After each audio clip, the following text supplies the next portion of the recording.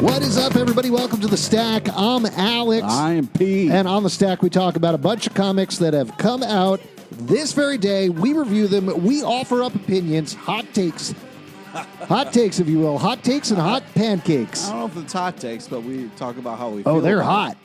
They are hot, Pete. They are hot takes.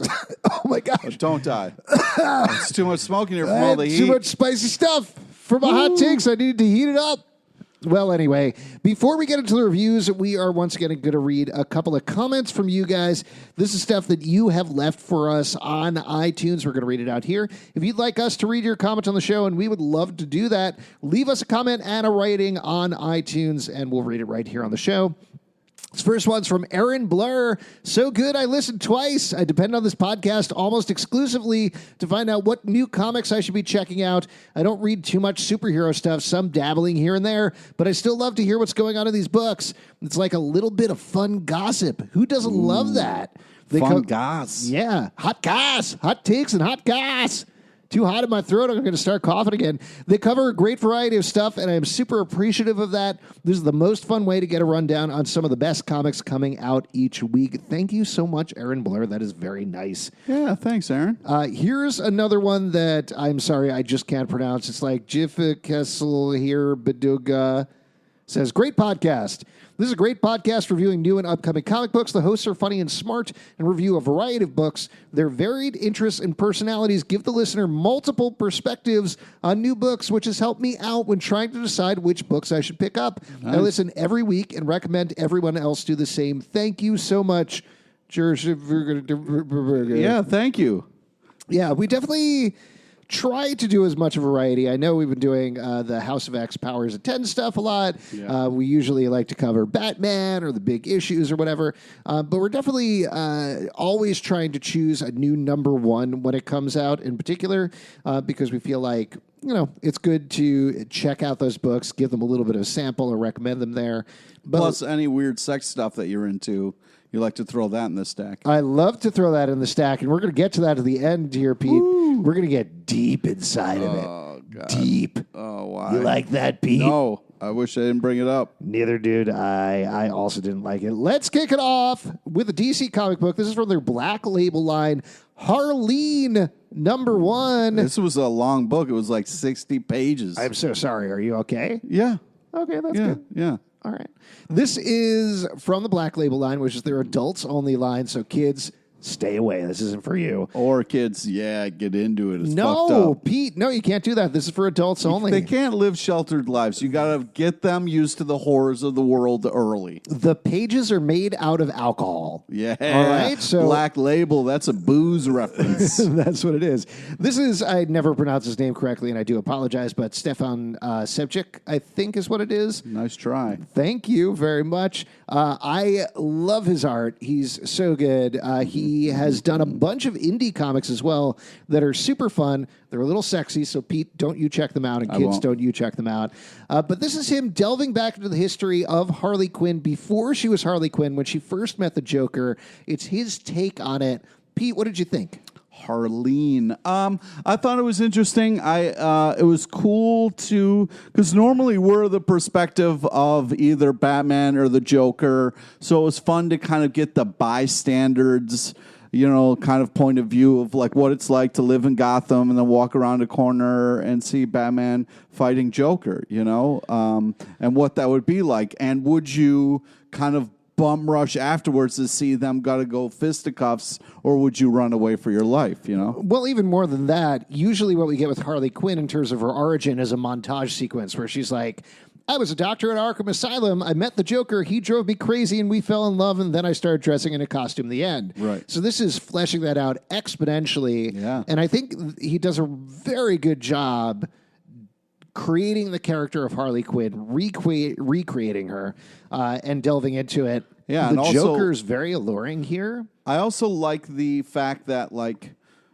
dealing with these kind of mad people, if you will, these villains, it's hurting her sleep. It's really messing with her life, Trying to get into the heads of the bad guys is really messing with her, and I'm glad that they're kind of dealing with that. It's not just like, oh, wow, I'm attracted to someone who's very powerful, or like, I don't know, the dark side of me is very much, attracted to this dude or whatever. I like how we're really kind of getting a little bit of more of who she is and the stuff leading up to their meeting.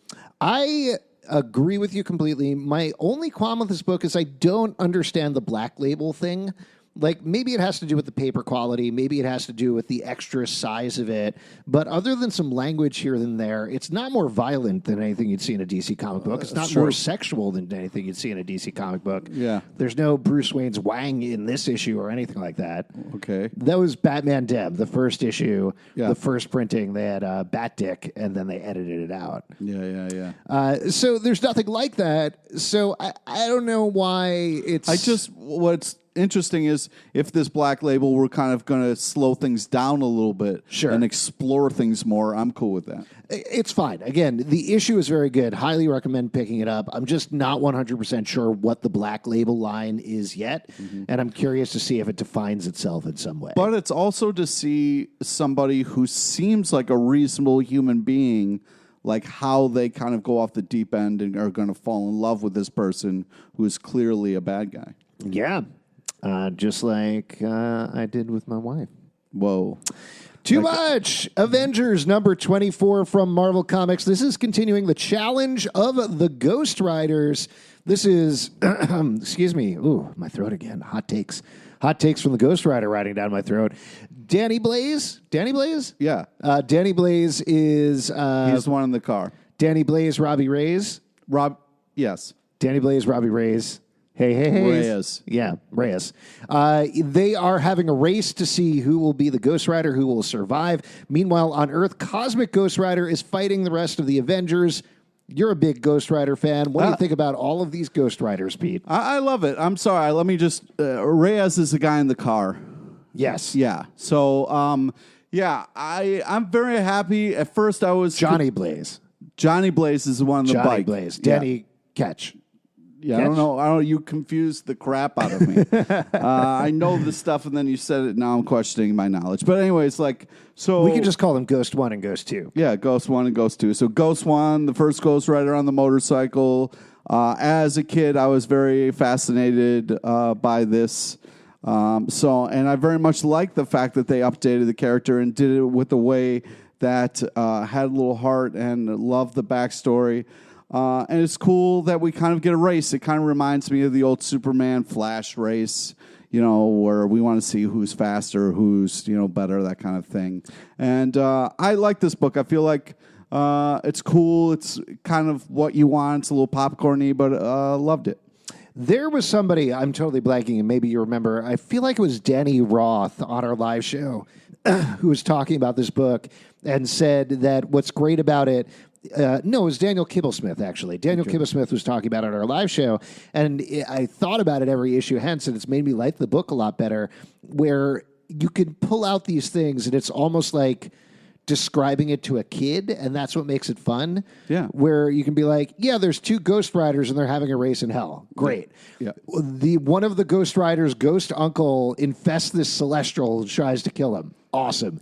Cosmic Ghost Rider takes off his skull and punches people with it. Yeah. It's fun. It's just very enjoyable across the board.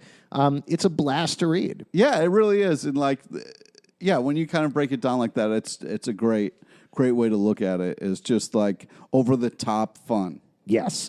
Let's move to something that's much more serious from Image Comics, Black Science number 43. Oh, man. This is the last issue of Black Science. A lot of stuff going down here. If you haven't picked up the series, obviously, very bad place to start.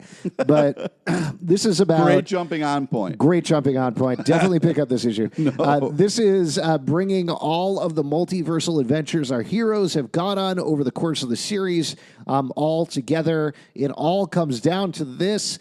What did you think about the wrap-up? How'd you feel about the series as a whole, Pete? I was impressed with it. It's... of course, Rick Remender is going to break your heart 8 different ways to Sunday, but he definitely, I thought it was going to be more heartbreaking than it was. Really?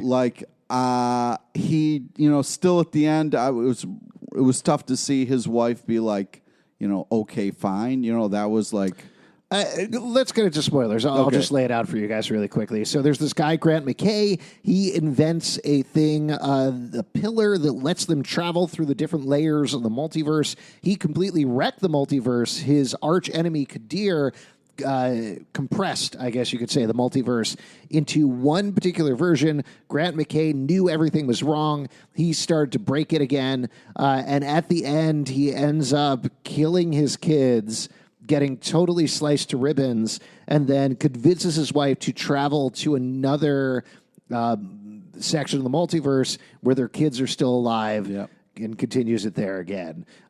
Also, throughout the issue, we finally find out what's going on with these seeming flash forwards, flash sideways. It turns out this is actually from the beginning, potentially. Yeah. We get to see where everything started before it all went horribly wrong.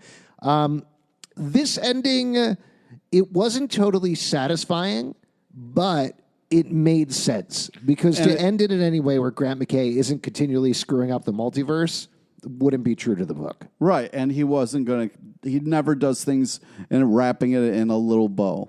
You know, like... Rick Remender. Yeah. Not Grant McKay, the character. No. Okay. But also, you know, he wasn't going to have Grant McKay finally do something right either. So it really made sense for the character. It stayed true to what he kind of set up. Yeah, I think this is a great issue because it gives you a lot. It ends in a way that maybe isn't the most satisfying, but the way that makes sense with the things that he's built up. And also the fact that, like, life isn't perfect. You know what I mean? Like, there are... What? There are compromises. Whoa. What are you talking about? There's... I don't compromise on anything, Pete. Well... I live my life to the fullest. His wife has to compromise. Sorry, I had something in my throat, but I chose to have something in my throat. His wife has to compromise so they can try to live a life with their fake kids. Sure. And part of her is going to be dead inside always because she knows these aren't her real kids. Yeah, but what if those kids are kind of cool, you know, like a little bit cooler? Still a part. It's going to eat at her that this isn't real. I don't know. That's what happened with my wife. Oh, my God. All Why right. does this keep coming back to that? My wife. My wife, very funny, very current reference. Let's jump over to Boom Studios, Angel number 5. This is kicking off their big Angel Buffy the Vampire Slayer crossover that's going to reintroduce the Hellmouth to the Buffy universe. Here, Angel is training a new guy named Gunn, who we know from the TV series. We get to see a glimpse of Fred, also from the TV series. What'd you think about this one, Pete? I really liked this issue. I thought it was did a great job of establishing a character, showing them where they're at, and then introducing Angel into their life in a very Angel way. I thought it was really cool, flowed really nicely. The story just kind of really unfolded in a nice way. I thought the art did a great job of like pulling you into this world. I liked the characters. I liked the portrayal of them. It felt very true to the other kind of versions of them. I thought this was a really solid issue. I agree. This take on Gunn in particular and repainting him as, I guess it's an urban spelunker or something like that, as a cover for him hunting vampires. Super smart. I like that a lot. The flashback of his origin story was intense. That's great. It keeps it consistent with the character we know, but gives him a modern sheen, and that's exactly what these books should be doing. Yeah. Plus, I'm excited about the Hellmouth crossover. I want to see what's going to happen. So, mission accomplished, comic book. Moving back to Marvel Comics, very exciting comic book of the week. We always like to say that in a very awkward way. But the very exciting comic book of the week is New Mutants War Children #1. This is reuniting Chris Claremont and Bill Sienkiewicz on the title that they revamped, redefined for a generation. What do you think about this, Pete? Well, I think it's nice to have Claremont back. It's like a nice sweater you kind of forgot about. You break it out of your closet, and you're like, oh, this is snuggly. I think it's great to kind of be able to pull people back into something that they helped kind of create. Yeah, I think this is an interesting story. Art's fantastic. I'm excited to see where this goes. I think they do a good job. This is the only issue. It's a one-shot. It's like the Power Pack thing from the other week. Oh, okay. Yeah, it's all to celebrate Marvel Comics' 80th anniversary. Well, great. Celebrate it. Done? Yep. Check mark in the air? Yep. Great. Celebrate. What'd you think? I loved it. I mean, this is my jam. This is my New Mutants. This is my team. You get to see Cypher being Cypher. What a week. What a week to be a Cypher fan. What a year. What a lifetime to be a Cypher fan. Wow. This Look has at you. been great. You're glowing. I am glowing. It is funny to read this story where it basically jammed in every possible thing that they could do. You get Darkchild, Ileana. You get the transmode virus. You get to see Warlock going crazy and being worried about the Magus. You get to see Rain and Cypher bonding once again. Aww. So good. All the characters are so good. It was so much fun to watch. But really, it is all about the Bill Sienkiewicz art. And to see him do an entire issue of New Mutants again, not just a cover, is incredible. Like, I love Chris Claremont. We've seen him write a bunch of books since then, but the two of them together, it's just pure magic. I love this book so much. Again, amazing book of the week. Look as at we always you. say. This is the Power Pack thing. They're my thing, you know. So I'm very happy about it.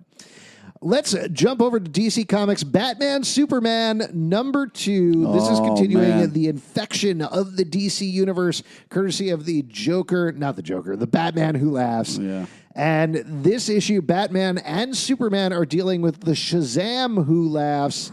How are you feeling about this title? I know you liked the first issue quite a bit, right? Yeah, I think this is great. They do a really good job of setting the stakes and pitting the heroes kind of fighting against what they... It's really awesome. And like what I'm talking about is here's Superman, you know, the kind of Boy Scout, if you will, and all Shazam has to do is turn back into the kid and Superman won't hit him because it's a little kid, you know, who's innocent. And then when he says Shazam, he's the evil Shazam. So it's like, I love the stakes of this. And I also loved, although it kind of hurt to watch, was Batman, Superman fighting. You know, like upset. Batman upset about the way things went down. Yeah. Just kiss, guys, you know? Oh, fuck you. Get it over with. Fuck you. Come But on. I thought this was a fantastic It's the issue. Just Us League. Oh, boy. Fantastic issue. Amazing artwork. Love the stakes. This is so much fun. In the beginning, when this whole Batman Who Laughs, Joker who smiles, like that whole thing, I was like, this is lame. But they've done an amazing job of flushing these characters out in a way that makes them so important to what's going on. Yeah. I enjoy this as well. I actually like this issue even better than the last issue, frankly. Wow. I thought it was a lot of fun. The riff on Shazam was a lot of fun. Now that the initial concept is out of the way, they can really, really get into it. And that's great stuff. And it was crazy to hear Batman say he wasn't prepared for this. Yeah. That is crazy. I think Batman is usually prepared for everything, right? Yeah. Jeez. All right, next one we're going to talk about is out October 2nd from Dark Horse Comics. Don't spoil it. Ruby Falls, #1. I enjoyed this issue quite a bit. I like the art in particular, but it's I don't know, what would you call it? Surrealist noir? Is that fair? Sure. Yeah. How'd you feel about the issue, Pete? What I like about it is it's kind of a comic within a comic where you have these main characters talking about the place what they are, talking about how important the color red is to the kind of town and stuff, but also the comic has tones of red in there, which I thought was such a cool thing. It starts small and gets bigger. I think this is interesting, and I'm excited to see more. I would say overall, these Berger books that are coming out from Dark Horse, from editor Karen Berger, are getting better and better each time. Yeah. You know, obviously she is a veteran. We've had her on the live show. You can go back and listen to the episode. Yeah.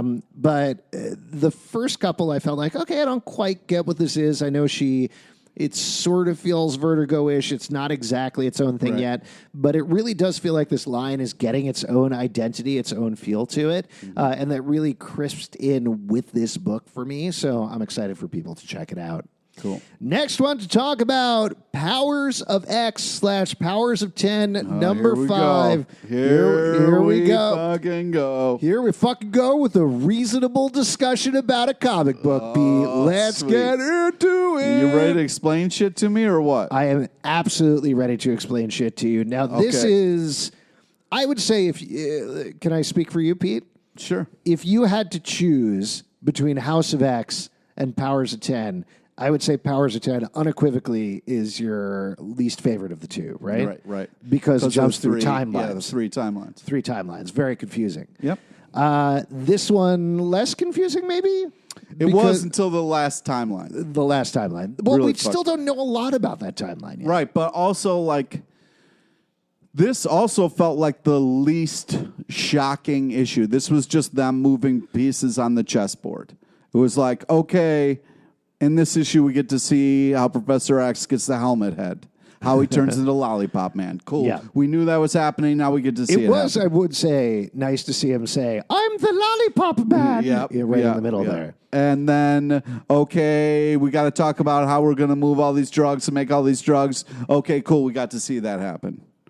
You know, I appreciated the fact that this is the first issue. We've been really dealing with a lot of different shapes, but we haven't gotten into Jonathan Hickman's sweet spot, which is circles, until this issue. Finally, we got a couple of sweet circles going on here. That was very nice. yeah. And then we get the future, which I don't understand at all because it's like a robot talking about how it depends how dense robots are, and then everybody's going to die. You just got to think about like soft robots and hard robots, right? Yeah. Sure. You know? Yeah. And That you makes get sense. it now. Yeah. Oh, yeah. That makes a lot of sense. But yeah, so that last part was super confusing to me, and I don't understand any of it. Yes. So just to lay it out for you guys who are listening, in case you didn't read the book, definitely read it. But as Pete mentioned, we are definitely filling in the blanks this issue. But one of the things that I, in particular, enjoyed about this issue. Can I what? try to guess? What is it? Forge. You love Forge. No, it wasn't Forge.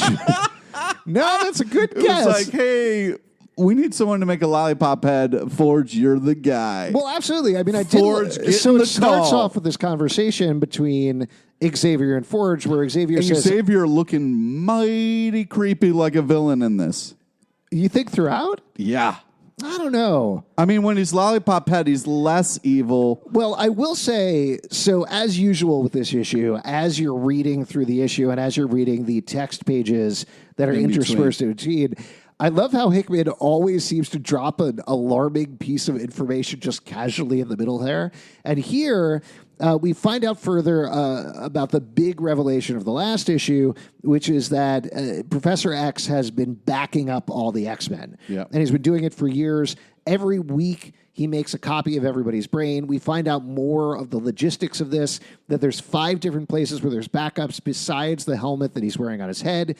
And once a year, he does a 3-day backup of absolutely every mutant who exists. And he's completely prone for that. There's nothing nerdier than talking about backups and the proper way to back up things. I mean, and making sure that it's backup of a backup of a backup.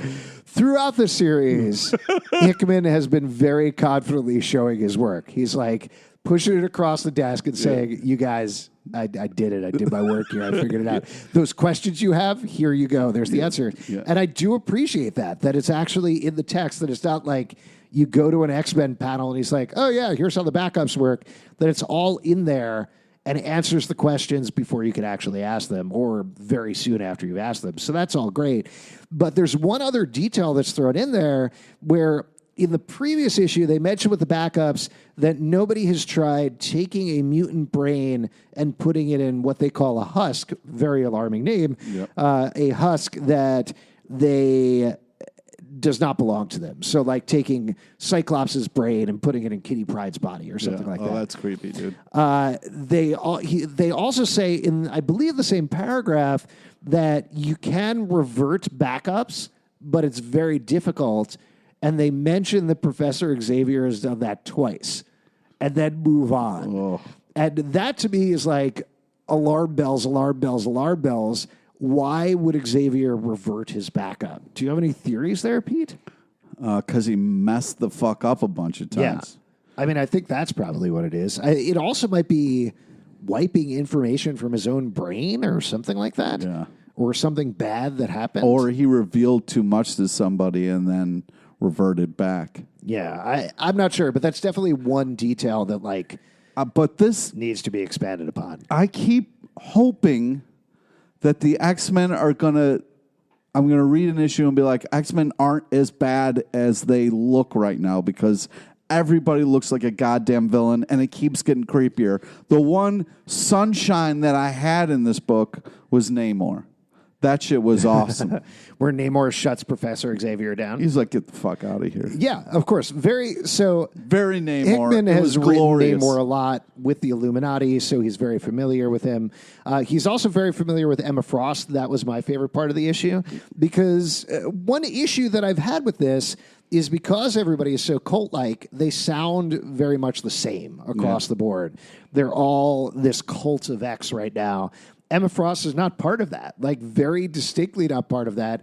And I appreciated them going to her negotiating with them and them understanding, no, we're not going to mind wipe and convince you of this cult in the same way. You're always going to be Emma Frost. But to your point, Professor Xavier, who now wears an all-black costume and a lollipop head, is walking around with Magneto, recruiting Emma Frost, and tells her, hey, you know who we need? Sebastian Shaw, which is pretty fucked up. Yeah. So you have that, and then add an Apocalypse and Mr. Sinister running things as well. It definitely still sets off a lot of those alarm bells across the board in terms of what's going on.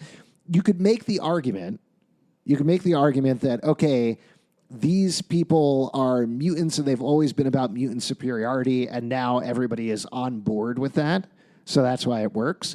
But it's still distressing. Yeah, it's very creepy, very upsetting, and it doesn't look like there's any end in sight. And I'm having a hard time with that. I get it. So the reason I think they're setting it up like that, and we've talked about this quite a bit on the podcast, is because of that flash forward where ultimately the villain is not Mr. Sinister.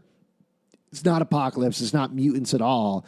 It's the oncoming robot revolution that is taking over the entire known universe. And as we find out in the future timeline, which, granted, still lots of holes to be filled in, black holes, if you will. Yeah. But the Phalanx has taken over most of the universe around Earth. Earth has offered itself up to the Phalanx. The Phalanx, this issue, agrees. And one of the remaining humans talks to the remains of Nimrod and says, wait, so what's going on here exactly? And Nimrod says, oh, well, you see, the Phalanx has decided, yes, it is going to accept you. You will live on as backups forever, except also it's going to eat you. Yeah. So too bad about that. And if anything, what they're doing is they're setting up the mutants and the X-Men as the opposite of the Phalanx, where the mutants, we're being told, are constantly giving the souls and the bodies back all the time, and they want to expand, versus the Phalanx, which wants to do nothing but consume. So that's the conflict we're being set up with. That is the destiny of the entire universe that the X-Men are going to fight. It's huge. It's huge storytelling. And we still have one more red issue to go. I don't know who I'm rooting for. You're not rooting for the robots, man. I kind of am rooting for the robots. Really? Yeah. What do I want? Evil mutants to win? Yes? No. Yeah. I do think we are heading towards something in the current timeline where we're going to see like a World War X a year from now, because you got Namor doesn't agree with them. We already know that Wakanda and their related nations don't agree with them. Yeah. Doctor Doom doesn't agree with them. Hell yeah, Doctor Doom. I think we're going to see those nations fighting back against the X-Men in the next year or so once the titles are established. But still a couple of issues to go here. Big stuff. Let's move on to a Comixology book, Quarter Killer #1. This is from Vita Ayala, who we've been enjoying quite a bit on titles like Livewire. What'd you think about this book? Oh, man, I love the art. It's really cool. Plus, it has, the art kind of an old school feel. You kind of have this thing about quarters being really big currency, so you can play video games with. Yeah, and you love quarters. Well, as a kid who grew up going to arcades, yeah, I do. All right, I'm old as fuck. I will say, I really enjoyed the art in this. I enjoyed the story overall, but so much was going on. It did feel like watching somebody play a video game where every once in a while, like, you look away to have a sip of soda and you're like, wait, what level are you on now? What are you fighting? What's going on here? I don't know, man. I disagree. I thought it was really easy to follow. I was really happy with the story and all the reveals. I think they really set up a unique, cool world here, and I'm excited for more.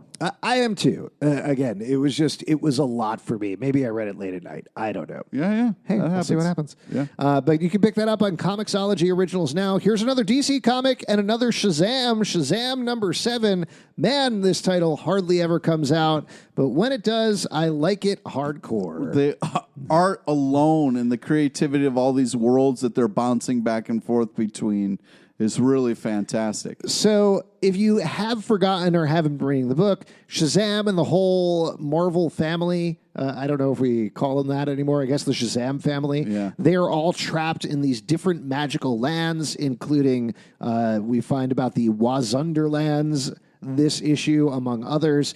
Meanwhile, Billy Batson and Mary... I don't remember. I don't know. Whatever. Lady Captain Marvel. Lady Shazam. They are back in Earth. They have just told their parents about their powers. Yep. So there's a lot of stuff going on in a lot of different places, but Jeff Johns keeps the action going from place to place. Two big things we should probably talk about in this issue. One, just a personal thing. I love Dale Eaglesham. I love Scott Collins. They're two of my favorite artists. It's very jarring to see their styles side by side. Yeah. Because they're so different. Yeah. And I wish they would hold this title until Dale Eaglesham would finish the whole thing, personally. I know Scott Collins is faster. Yeah, but I just think that it's like so cool because you're bouncing around between different worlds to have the different styles for different... Yeah, but it doesn't feel consistent to that. It feels like Scott Collins did some of the pages and Dale Eaglesham did some of the pages. Okay. Not the different worlds are split up that way. I wish they had done it that way. Oh, all right. But again, I love both of them. I love their art. I mean, we need to talk about the reveal that tigers are just faking. You know what I mean? Like they can talk and walk and stand around and Have stuff. you ever been to the zoo? I have, but... You got to hide around the corner and then you kind of peek your head. And the tigers are just like, how are you doing? And they're like, hey, what's up? What's going on with the lions?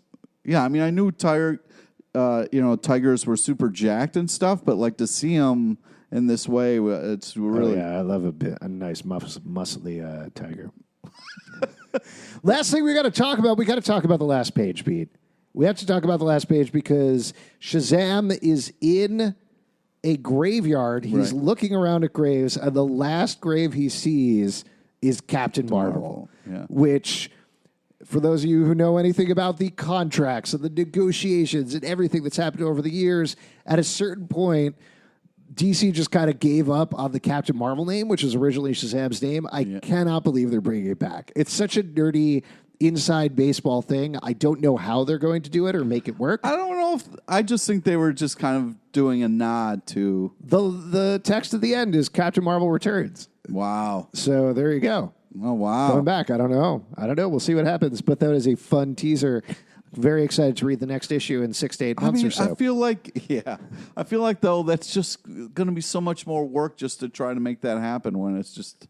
It's classic Jeff Johns, though. He always figures out a way to delve deep into continuity, make it work. That's one of the things I think he is best at as a writer. He is great. Yeah, so I'm excited to see what happened. Strikeforce #1 from Marvel Comics. This is a bonkers title from T.D. Howard.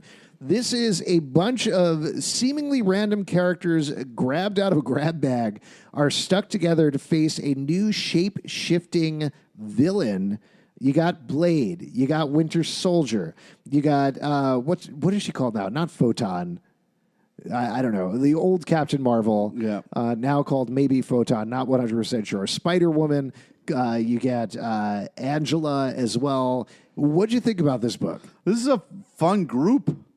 And I'm a sucker. Anytime Blade's in the mix, I'm all about it. So, yeah, I think this is an interesting comic. I'm excited. I think that, I don't know. I think it is a grab bag, but I was excited with the way they're working together. I am too. I don't know, not to think about it from a callous business perspective, I have no idea who this title is for. But since we were reading it for the show, I'm glad I read it because it's much better than like, we took all the sharp heroes and put them together, or we took all the spider heroes and put them together. This is a team that I never in a million years would have thought to put together. The note in the back promises that, okay, everybody is here for a reason. They're all going to tie in some way. So I'm excited to see how it goes. And there's a big cliffhanger at the end, too. So that should be fun. Yeah, definitely going to follow this into issue number 2. Here's another one from Dark Horse coming out October 2nd. Everything number 2. Oh, man, this book is bonkers. We really like the first issue of this. It set in an opening at a mall called Everything, a store that has everything. It's like reading a fever dream. This one, even more so. What'd you think, Pete? Yeah, this kind of reminds me of Ice Cream Man, where it's like creepy in ways you don't understand yet. And especially the lady in the house who, like, something made her sad and something else is making her go to work. That's like, there's just so much. We get to see a lot of different slices of life here in this book. And especially with, like, okay, there's this mall with everything, but then there's this creepy, like, teddy bear that's not really a teddy bear. And, like, it really affects people. And then the creepy parade to honor the person who's dead that almost kills somebody. It's all over the place, but in a way that kind of makes sense. It feels like watching one of those brainwashing films from A Clockwork Orange. Oh man, don't bring up that movie. No, but that's what about it. It's just it barrages you with these images and these feelings throughout. That when I got to the teaser for the next issue, they were like, "This thing happens to this character, and this thing happens to another character," and I was like, "I don't know what that is, but bring it on. Let's do more of this." It's great.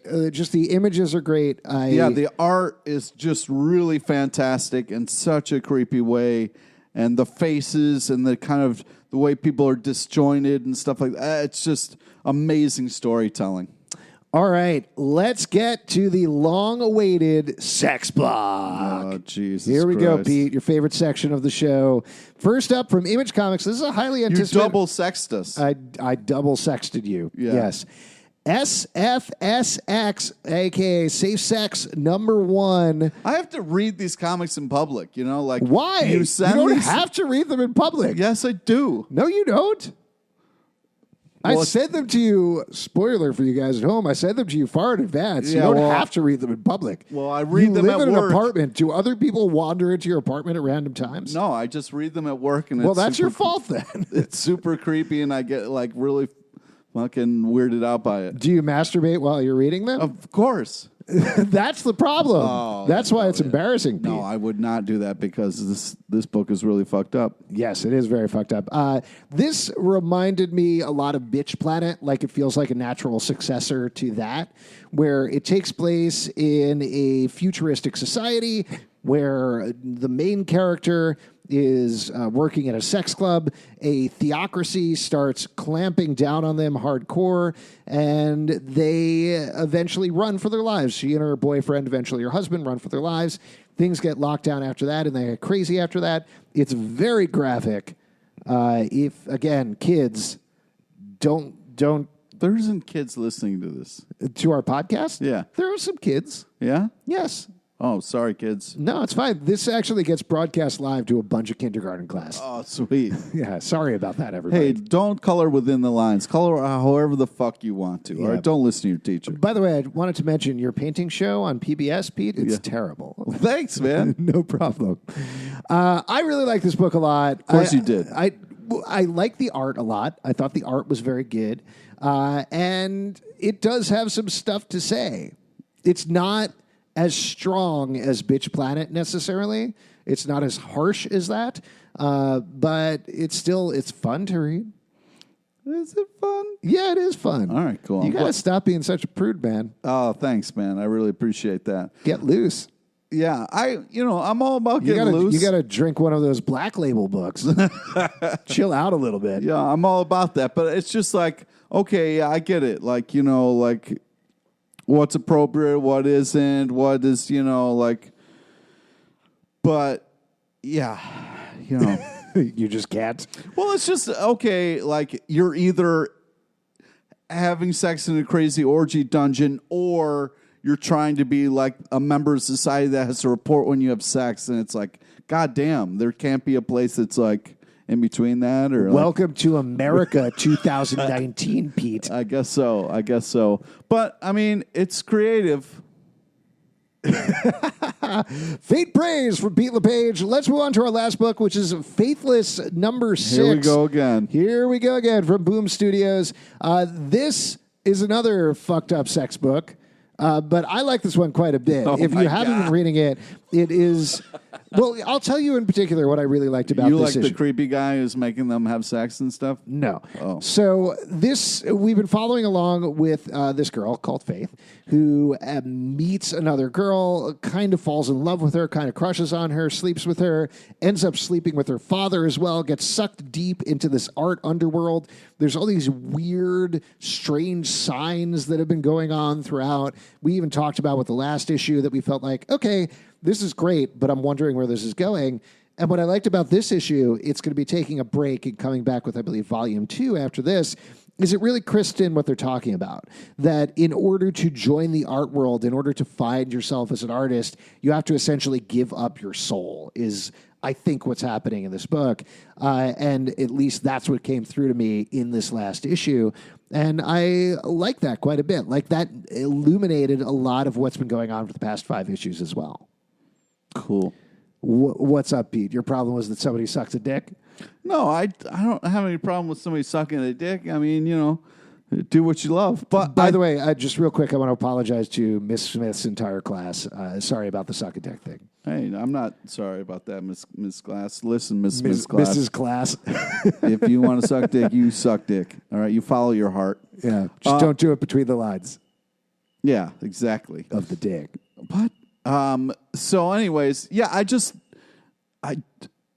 don't know how you're getting all that from this, because it looks like a creepy guy is manipulating people to have sex and a bunch of people are fucking dying. So, well, that is what is happening, but ultimately he gives Faith a choice and he says, look at this, you can force people to do this. You can make people do things with your voice. And then we cut ahead a couple of months to where she's doing an art exhibit. All of her old friends don't even know about it. She's dressed differently. She's traveling along with the girl and her father, doesn't even recognize them at all. She's given up everything that she is in order to become this artist that she thinks she wants to be. And that's what the book has been about. Cool. It's about art, man. Yeah, You just don't get it. Yeah, I don't. Yeah, man. It seems like an old creepy dude manipulating young women. That's what art's all about, man. I hope it's not. I mean, really it kind hope of it's is. not. Welcome to America 2019, man. Oh, man.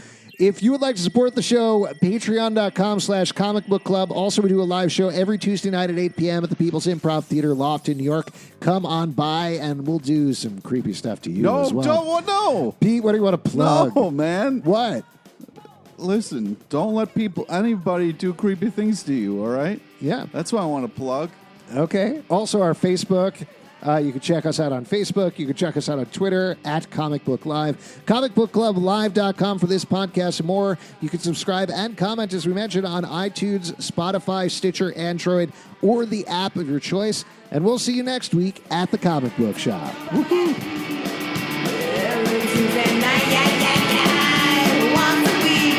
That blows your mind.